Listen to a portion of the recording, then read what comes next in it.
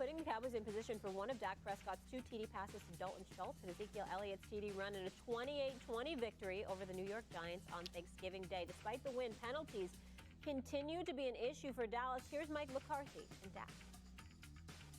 To win a game, when you have 2-1 penalties to your opponent, that's obviously not where you want to be. We got to be more disciplined, stop hurting ourselves on drives and self-inflicted wounds, whether it be me turning the ball over, being too aggressive, or not on the same page as receivers. False starts, we've got to clean all that stuff up. But I'm as confident as I can be. I know what this team is capable of, especially with this defense that we have. As I said, we control everything that's in front of us.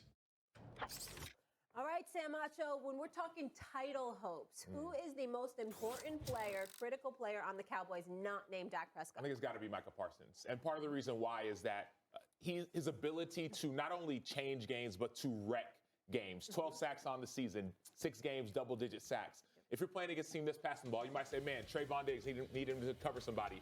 A good pass rush can eliminate all of that. Man, offensively, okay, let's say Zeke's not playing great. You got Tony Pollard. Tony Pollard's not playing great. You got Zeke. But you need someone in the playoffs, that's why Buffalo went and got Von Miller, someone who can completely change games. We saw it last year when the Cowboys played Kansas City. He changed the game, pretty much single-handedly. Mm-hmm. And so all the stuff, pass rush, coverage, working together, offensive, explosive, making plays. You need somebody that can not only get negative plays, take the ball away. That's what Von does. That's what Micah can do. By the way, Von Miller dealing with a knee injury, and we'll have an update on that a little bit later in the show. Yeah. For me, it's Tony Pollard. I think you were right, in your initial statement. Tony Pollard, you talk about easy scores, right? Zeke is a ground and pound guy. You need somebody that can get you easy scores, somebody that can be explosive. And, teams are going to have great, cornerbacks, or they're going to double CeeDee Lamb. You need somebody that can, get the ball in their hands in multiple ways. Tony Pollard is not only a great receiver, he's also a great runner in between the tackles. He's a guy that I think sets the tempo and sets the stage for this offense, and I think he's a guy that you really can't take away because you can match him up in personnel. They have this 4 tight end set now where it forces you to go big. He can break the formation and use him in a slot in the receiver against safeties and against linebackers as well. And he's a matchup nightmare. And I think, I thought yesterday was going to be his coming out party. A couple of weeks ago against Minnesota was really his coming out party. I think a little bit more of the same. If they are going to go far, it's going to be because he's having explosive plays and an impact in the game in between the tackles. I disagree, and only from this sense. I know Tony Pollard is the leading rusher on the Dallas Cowboys. I know he's averaging about 5.6 yards a carry.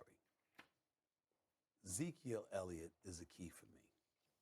The reason why he's a key is I'm taking Micah Parsons for granted. I'm assuming he's going to do what he's going to do. Yep. I'm assuming because of him, we're going to see what we've seen from the Dallas defense, particularly against the pass. Dak Prescott's going to have CeeDee Lamb. He's going to have Michael Gallup. He's going to have Schultz. And he's got to cut down on those turnovers, and they've got to cut down on those penalties. But it's an entirely different Dallas Cowboys team when Ezekiel Elliott is running the football effectively. When he's rushing the football effectively, and they're employing that ground and pound attack as opposed to having an elusive running back. It's a different dimension because it makes Tony Pollard better. It also makes Dak better, okay? And not only that, it provides a safety net for the rest of the offense, particularly that offensive line that doesn't have to worry about being penalized so much when you simply hiking the ball and you smashing folks. You're going forward. It creates something a bit different. And I don't think any other player on the Dallas Cowboys has the potential to do all of those things for the Dallas Cowboys than an effective Ezekiel Elliott has. If he doesn't do that, can they still win? Sure, they can still win because they got the talent to do it. But when the Dallas Cowboys are really, really scary, it's because they're effective on all cylinders, and that usually starts with Ezekiel Elliott. That's the name that comes to my mind. But if you have an effective Ezekiel Elliott and an ineffective Tony Pollard, the offense ain't the same. It's just not. Let's say it was 92 rushing yards last game, season high. That was effective. Mm-hmm. But without that change up, but I would say this to you, Sam. I've never seen Ezekiel Elliott effective and then Tony Pollard not. I've never seen that. Because when you have to worry about Ezekiel Elliott, then it changes when Tony Pollard comes in there and gives you something a little bit different. I've never seen him ineffective when Ezekiel Elliott was effective. Now, when Ezekiel Elliott is not effective and you have to depend on Tony Pollard, most times he delivers, sometimes he doesn't.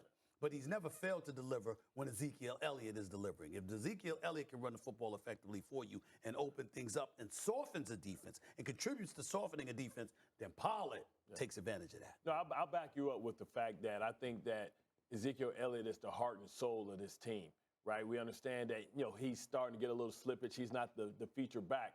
He reminds me of the effect that Mark Ingram used to have when he was with the Saints and when he was with the Ravens. He's the guy that's going to do the tough stuff. He's the tone setter. He's the guy that's going to loosen up the linebackers. He's the guy that's going to stand on the train tracks and be the physical, emotional leader.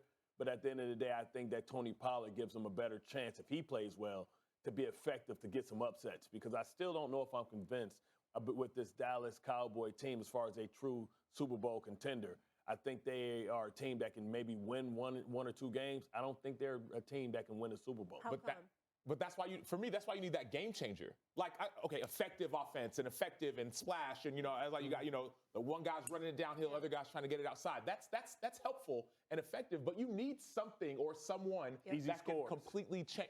Not only easy scores, that can change the momentum, that can win a game single-handedly. Ezekiel Elliott's not going to win the game single-handedly for you. He's going to need Dak or Tony Pollard. He could do some stuff, and he's done some stuff.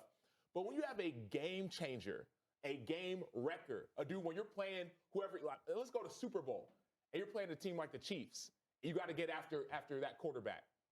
I mean, Zeke can't do that. Yeah. So that, for me, like, when you're playing the best offenses, you can say Philadelphia run the ball. Here's where your argument is helped. Yep. The likelihood is that if we're talking Buffalo or Kansas City, their success on offense isn't predicated on their running game. Right. It's about passing that football. And that plays right into Dallas's hands. Right. Okay? You Cincinnati, to a lesser degree, same thing. You Baltimore, different animal. You Tennessee, different animal. Okay?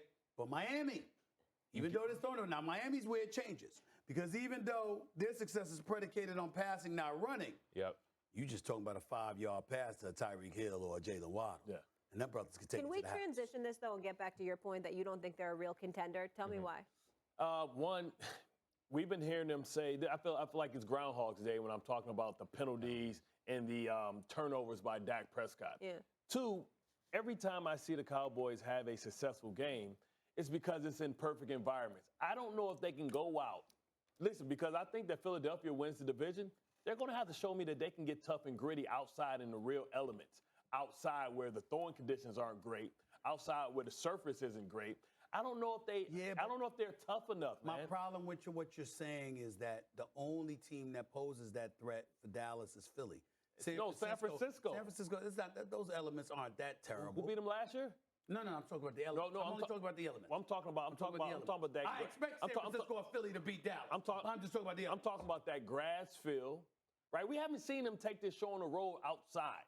Right, and that's usually what playoff football is about, right? Bad weather. Bad weather. You got to play a couple bad weather games. I'm saying ain't bad weather.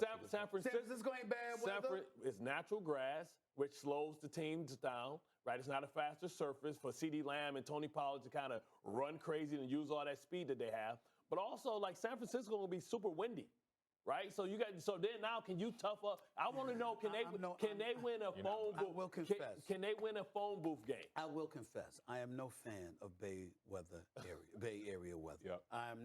I am not a Northern California fan. I love Southern California. I am not a Northern California fan. I get all of that. The only thing I like about it is that when I'm walking by the water, it's nice to see those killer whales and those sharks surfacing and see what happens with that. As long as I'm not in that damn water. As long as I'm not in that damn water, I like seeing it. But the bottom line is this.